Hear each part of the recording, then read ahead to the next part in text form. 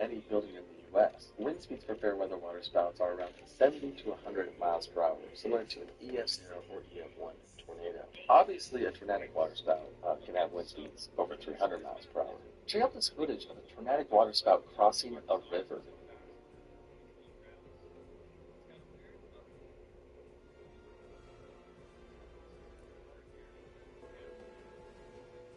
So, John Ehrlichman posts this. Expected profit growth over the next 5 years. These were based on consensus estimates from analysts. Tesla, 258%.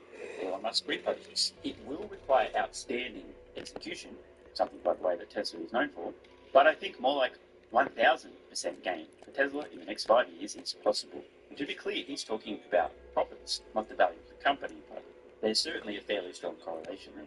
Now, Elon didn't need to post this, but he did. And I know this may come as a shock to some people watching this video, but this number was not plucked from the depths of his anus, but instead is based on some internal goals and estimates. You understand, right? Tesla's a company with some goals, some targets, some plans, many of which we do know about, others we don't. So internally, Tesla has a goal which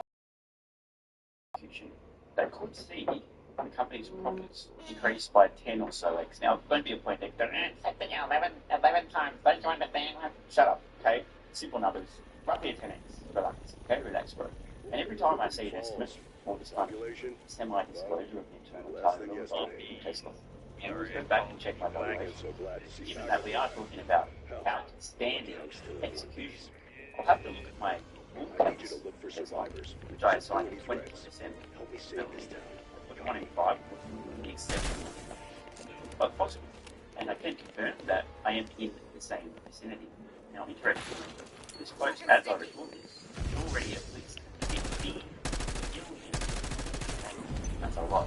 Gary Black charges 3 persons caption. I think that a 10 times increase in the earnings for 5 years translates to a present value of $714 per share, which is a $2.3 trillion capitalization. He adds that that's Elon's assumption, not his / ours. So again, I thought, well, let me check my valuation model. Again, the bull case, we are talking about exceptional execution. I wonder what my bull case for 2025 EG now is here would be on Tesla's stock. And it turns out, and my Patreon members can check right now, I've got $747 for the bull case for Tesla. That's assuming exceptional execution. So we now have 2 data points. In my exceptional execution scenario, it certainly is in the realms of possibility that Tesla will get profits. And it doesn't mean the valuation of the company will increase directly in proportion, but they certainly increase in the same direction. It will require incredible exceptional execution, but certainly is doable. And if that type of execution were to play out, even a traditional finance world investor like Gary Black would agree that if Tesla did pull that off, then the 2025 bull case for Tesla would be around that 700 something range, about a $2.3 billion market cap. The question then becomes, how close will Tesla come to 10x in the next 5 years? And if they fall short of that goal, how much longer will it take for them to get there? That is the question. By the way, if you guys don't already know this, but heading into the valuation model, the bear case, 10% downside scenario, with the shit hits the fan and everything goes wrong. The base case with a 69% probability, the bull case 20%, and even a hyper bullish case at a 1% probability, which I don't expect will ever happen. It's a 1 in 100 chance, which is 40. And then I probabilistically weight these. This is my best attempt at estimating different scenarios by probability, try and understand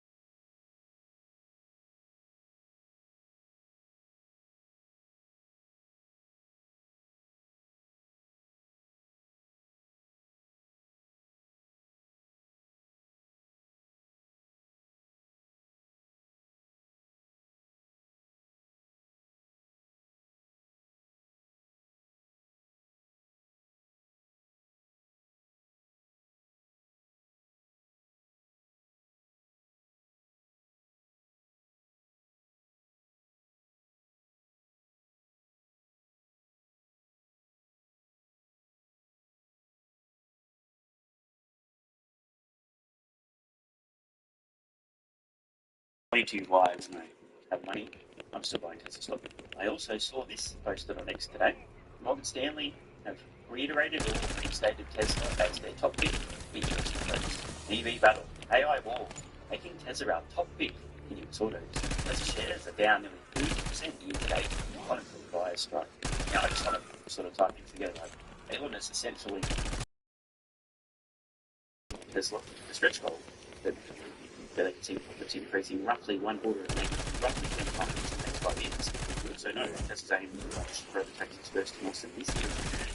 But a couple of months away, and multiple more affordable vehicles will also enter production this year, and they're scaling up humanoid robot production as fast as fucking possible with some absurd goals. We've also seen what XAI has done recently, coming out of nowhere with Grok, industry leading in world record time, showing the ability of that Musk-led team of brilliant high IQ engineers to do incredible things at a faster rate than anyone else in the industry, including in AI.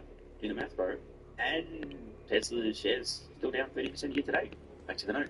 We reinstate Tesla as our top pick in US autos with more than 50% upside to our $430 price target. The bull case, $800. Now, wait 1 minute. That's great. Very black. Tesla hits their upside scenario, let's just call it the bull case, fairly valued at over 7 points a share for me in the valuation model. In my bull case, 2025, again, my Patreon subs can check this most recent version of the valuation model. Remember not to comment, Patreon, investment. You can also see my bull case, $747 for 2025, and Morgan Stanley, their bull case for the same year, $800. This is kind of wild. You have a deluded Tesla fanboy, aka me, who totally can't think rationally about anything, within spitting distance of Morgan Stanley's bull case, and also spitting distance of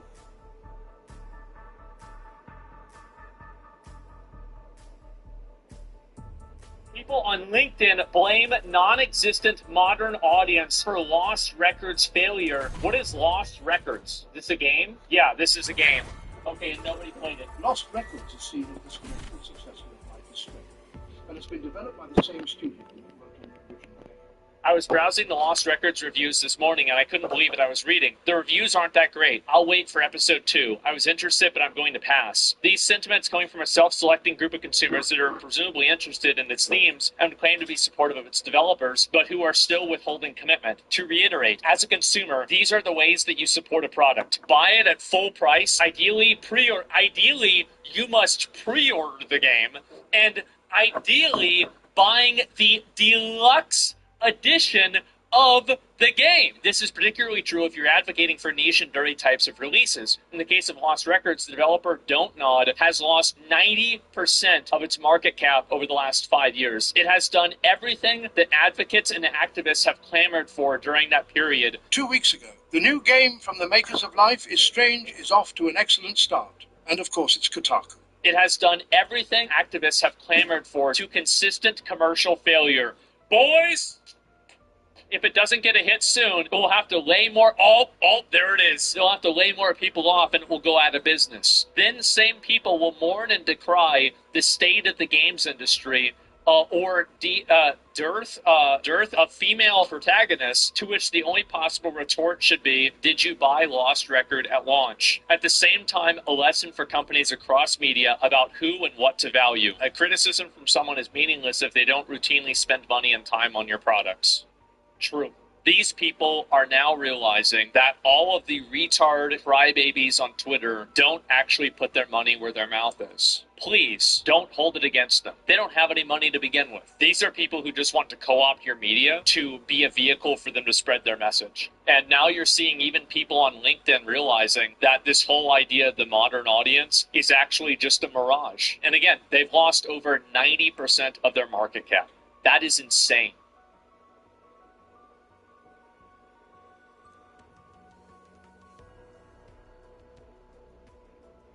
But you have higher distribution costs in some cases.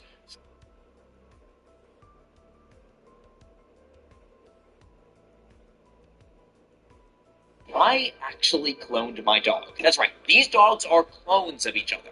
Well, they're not actually my dogs, they're his dogs. But I do really want to clone my dog. She's all the way at my childhood home in Chicago, and I miss her. I just can't convince my parents. Well, whether the dog will be the same as the original dog, is it even ethical? And they have a good point. So in this video, I'm going to see if they're right, because I really do miss my dog. To start, and to address the first point, I traveled all the way to Dallas, Texas, to Viagen, the only company in the US that does this, to find out how the dog cloning process actually works, and if it really does hurt the original dog. The cloning process has 5 steps. First, they take a skin biopsy of the animal you want to clone. So Viagen sends you this kit that you take with your dog to the vet for the vet to use to collect skin from your dog. We do suggest to take a skin sample from, different places, maybe the abdomen, the chest. Usually if an animal has passed away, we do the ear. So that's step 1, send in skin biopsy. If you've been watching my channel for a while, this may all look familiar to you. I originally learned about dog cloning a couple of years ago, but ever since the original video, Viagen has offered to pay for the storage of my dog cells for me, and maybe even give me an even better deal because I keep making these videos about them, which definitely helps with the cost, because normally this is $50,000, which is a lot of money. So once Viagen receives the skin samples, before they can start step 2, they have to allow the cell to grow, which means putting it in this warm cabinet. This is where we keep the cells. So here in the incubator. How long does it usually take for the cells to grow? It typically takes on average about a week. Then, once the week is up, they can freeze your cells for as long as you want. They'll last forever here. So if you want to birth your clone in 1,000 years, you can. Or you could do it now. Do you ever drip any of it on your... Yeah, you have to be very, very careful. And is burn the right word, even though it's cold? It's a cold word, yeah. Interesting. So the definition of burn is...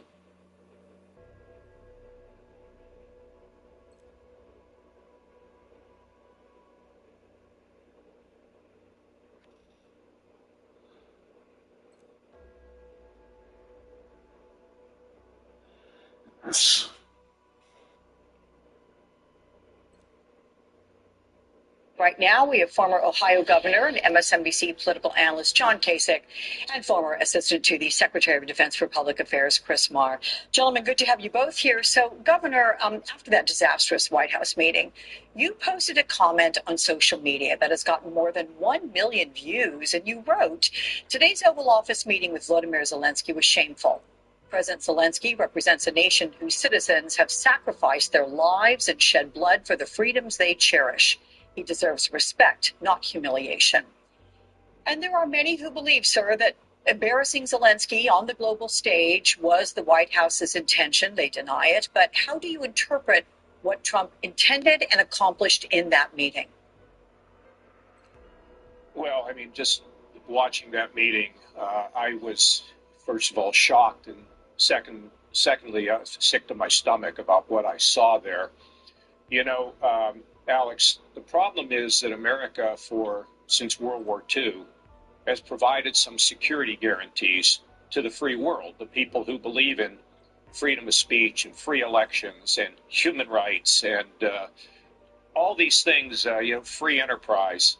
We provided the security guarantees so people felt comfortable that we were going to look out for them, that they have to do their part, but they were going to look out for them.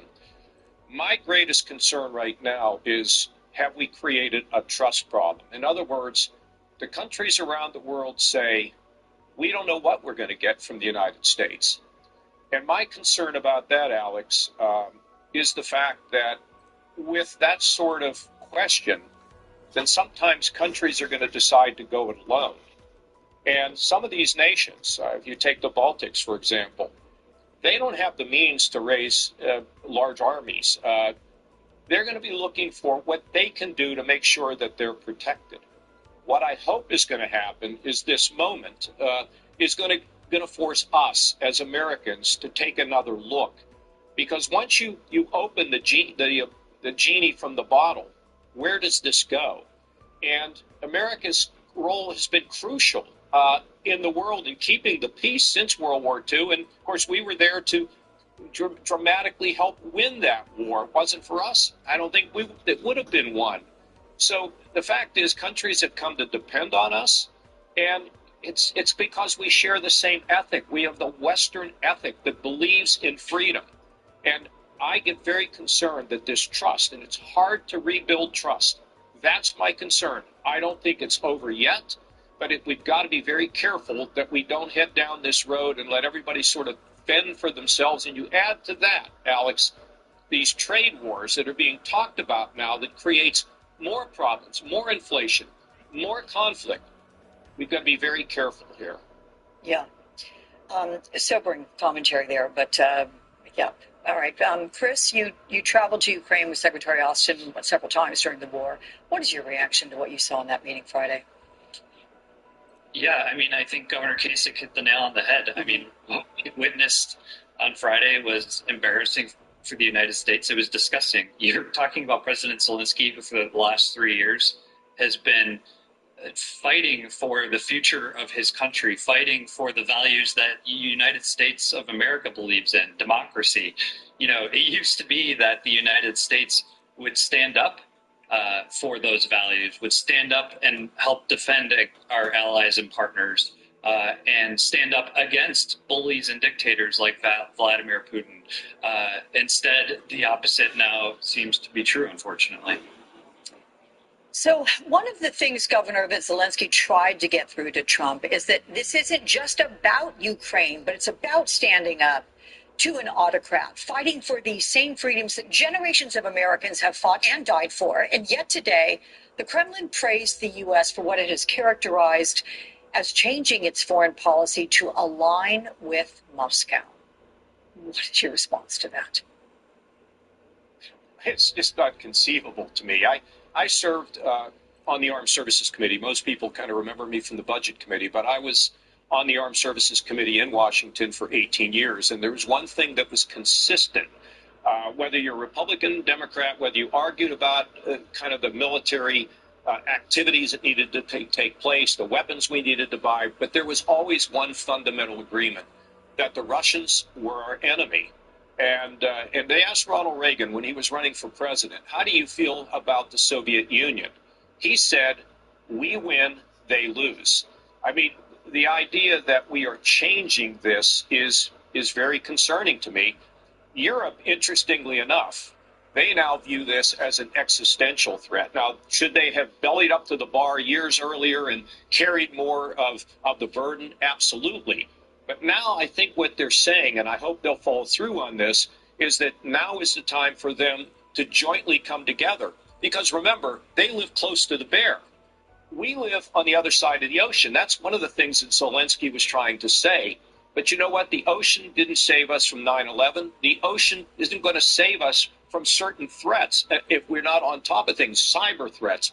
But at the same time, I think it's significant that the Europeans are saying, we're not going along with this. And what Zelensky wanted from President Trump was a security guarantee. We all want to see peace, but you can't have peace at any price. You've got to have security guarantees so the Russians, when they're refreshed, don't want to move again. That's what the Europeans are worried about. It's what we should be extremely worried about. And I've not lost hope yet. Maybe there's an opportunity for us to step back from the ledge and realize our commitment to the world really matters and has kept the peace since we're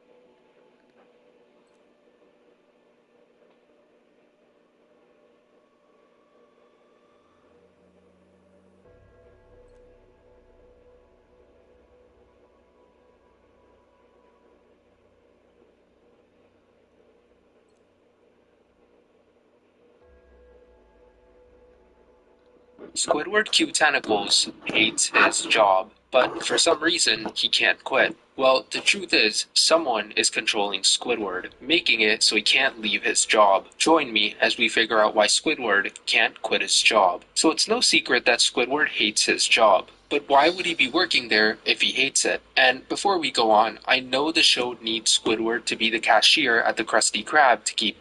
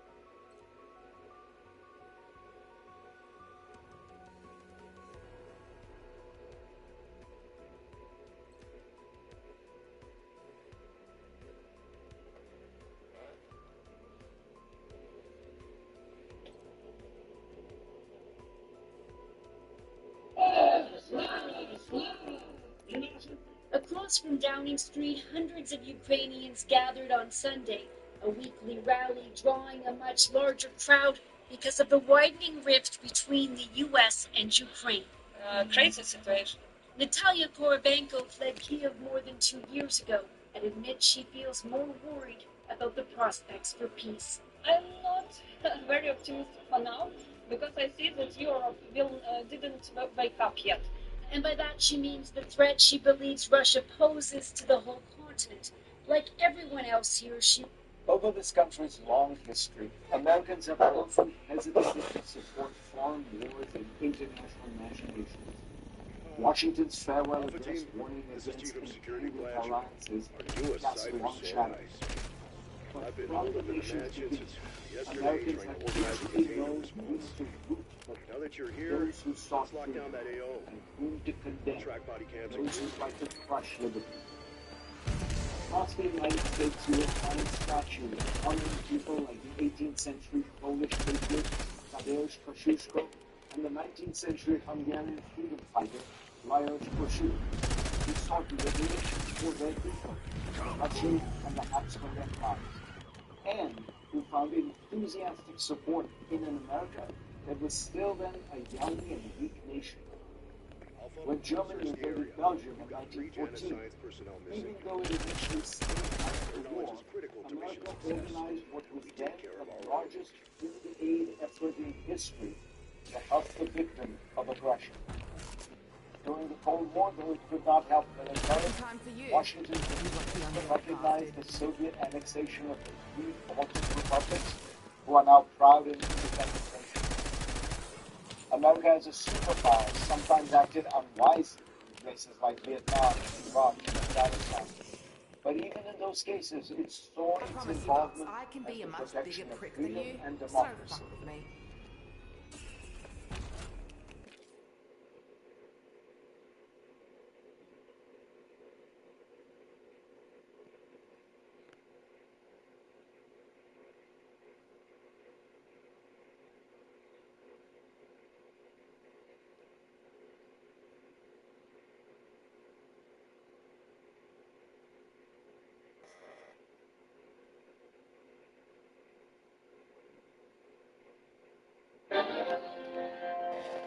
Thank you. Thank you. What's what's it like serving at Donald Trump's beck and call? Anthony, you were Donald Trump's for quite a long time. How many always need to be did you such work a there? massive Almost twat. 20, I guess. Oh, the stories former butler Tony Senecal has to tell. Like when a young Mr. Trump and first wife Ivana had 4 butlers waiting on them, hand and foot. After Mr. Trump and Obama got a divorce, we were going over to his room one night, and he said, Tony, do I need 4 butlers? I said, as long as you only need double. He said, get rid of the other 3. Senecal says those reports that Trump gets by on very little Any chance you sleep spit are out a all fresh meat true. pie? Man sleeps maybe 3 or 4 hours the most a night. That's it. That's it. Because he says that. That's That's true. You know And a lot of exactly what people this girl believe it, wants. But it's You true. would know. Witness. According to the butler, Trump is a man of many moods. There's the kind Donald Trump. Donald Trump is one of the nicest, most generous men that I've ever known in my life. And then there's another Donald Trump who could use his intellect in the moment, kill Donald. That's true. You stand in the corner just seething. It's already I don't know how, but it feels like one of the things that can get on his nerves. I'm just gonna pretend it's a side effect. He wants to say. He can get everybody can get there on time. And when you do arrive, you better be dressed to the nines. Senecal says Trump doesn't tolerate sloppiness in others or himself. His suit had to be pristine. And one time I took it down and they like wetted it so that the lapels were all left out.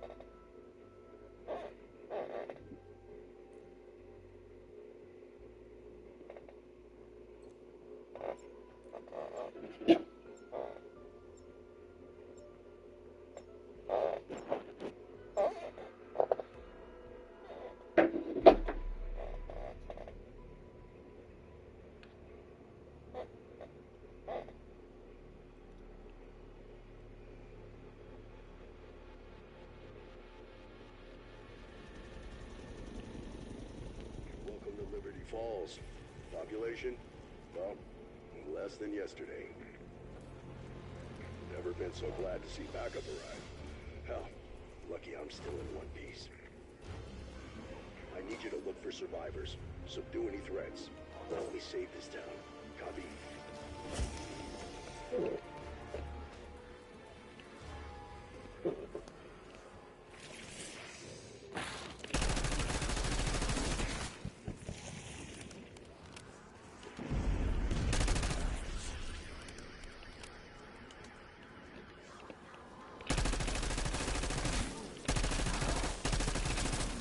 Whoops, where'd your head go?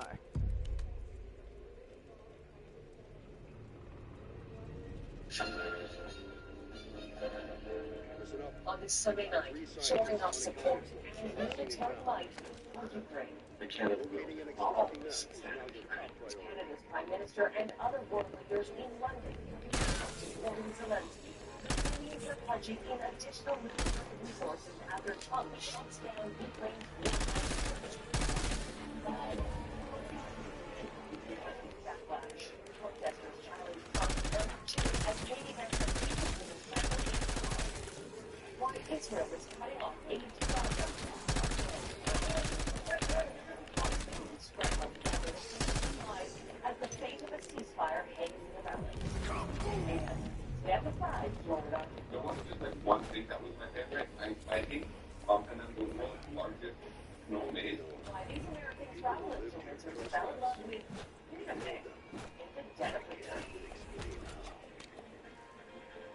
boss. You walk a really fine line between love and dark, murderous fucking Good rage. evening and thanks for joining us. I'm Minister Justin Trudeau and Rock on. Looks like there'll be no rest till that's done. raised at the Defense Summit in London together. The meeting was about facing tone after a disastrous breakdown in talks with the U.S. on Friday. President Volodymyr Zelensky, who was also in attendance, posted on social media after the Give me meeting an that X, I'm gonna turn you into at fire an starter. exceptionally high level, one that has not been seen in a long time. Global President has more on the summit and relations.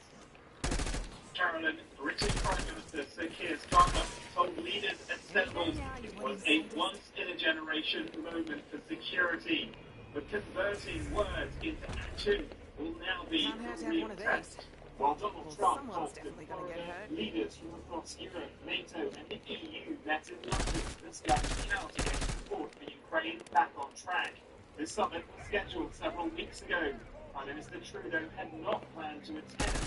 After Friday's debacle in the Oval Office, he made the journey to this very public showing of support for President Zelensky. It was agreed the UK, France and others would work with Ukraine on trying to stop the fighting.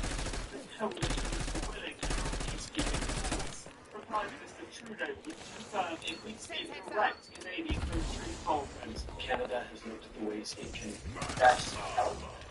As I said a few days ago, everything's on the table. We know that the military has ways that it can. We're not going to have discussions on how to keep a peace that isn't yet in place.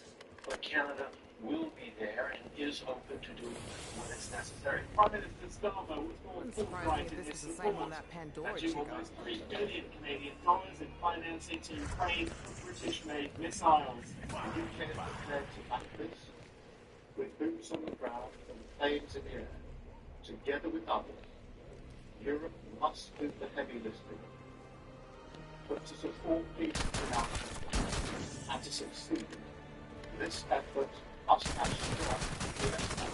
Zelensky finished his trip meeting with King Charles, the biggest diplomatic show of support the UK can make, and one it hopes, given Trump's deep affection for the royal family, will remain with him before flying home unless he seems comfortable with Washington back.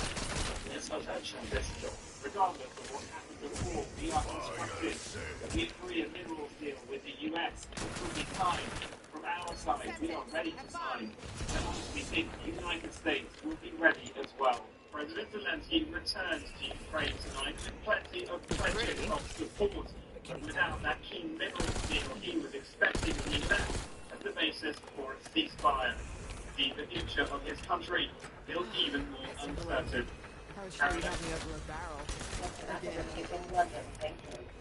Prime Minister Justin Trudeau will also meet with King Charles tomorrow. He said he will prioritize this country's sovereignty after repeated threats by U.S. President Donald Trump to annex Canada. And nothing seems more important to Canadians right now than standing up for our sovereignty and our independence as a nation. Trudeau said last month Trump's threat of taking over Canada is a real thing, tied to our country's national interests. Under the protesters' packed roads near a ski resort in Vermont this weekend, where U.S. President J.D. Vance had a planned cabinet holiday. Many of the demonstrators were there in support of Ukraine just days after that heated Oval Office exchange between President Volodymyr Zelensky. Pro-Palestinian, immigration, and LGBTQ+ protesters were also there, as well as counter-protests in support of Trump and Vance.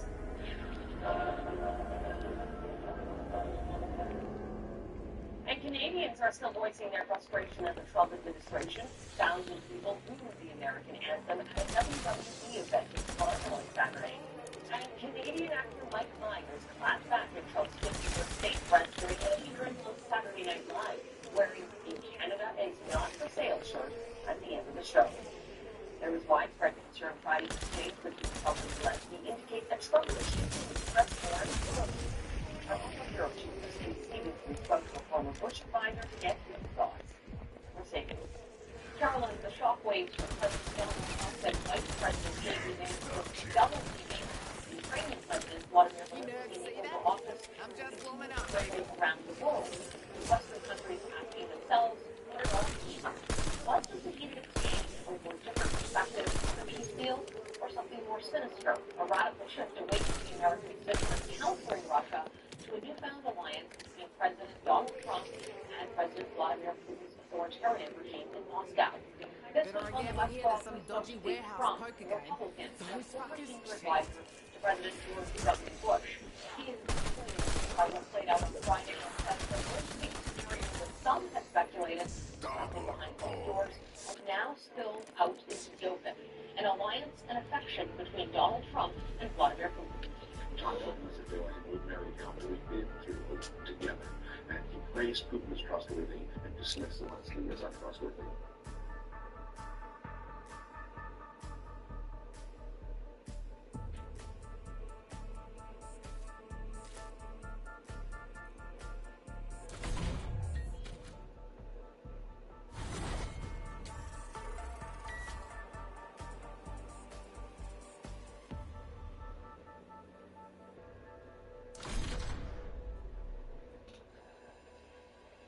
Ahead of what's expected to be an explosive week in the Canada-U.S. relationship, President Donald Trump returning to Washington poised to make his final decision on tariffs. There are new suggestions the tariff threat may not be as severe as initially promised. That is a fluid situation. There are going to be tariffs on Tuesday on Mexico and Canada. Exactly what they are, we're going to leave that for the president and his team to negotiate. Trump has threatened a 25% tariff on Canadian goods, or 10% tariff on Canadian energy, a 25% tariff on